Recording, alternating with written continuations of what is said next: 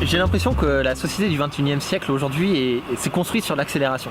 En fait, on a tendance à toujours vouloir faire les choses plus rapidement. De génération en génération, la vie sociale a tendance à s'accélérer. Et depuis que nous sommes rentrés dans une économie de services, cette accélération semble avoir été mise au cœur des projets de développement.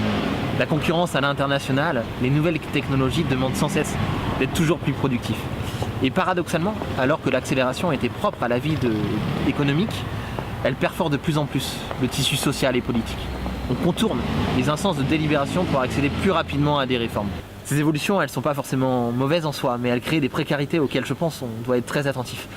Paradoxalement, alors qu'on fait les choses plus vite, on a toujours l'impression de manquer de temps.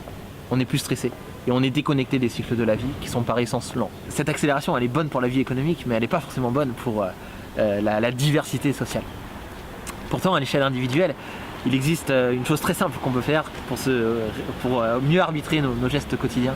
C'est ce que j'appelle se réapproprier son temps. C'est-à-dire d'apprendre qu'une vie est possible en dehors de nos réseaux sociaux, en dehors de nos ordinateurs, et qu'il faut garder du temps pour les choses qui nous tiennent vraiment à cœur.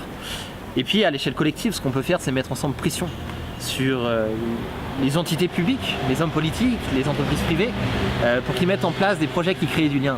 Des projets qui créent du lien entre nous, entre les humains, et des projets qui créent du lien avec la nature qu'on a tendance à exclure des projets de développement. C'est ces relations qui participent à l'émancipation de tous, et les entretenir demandent du temps.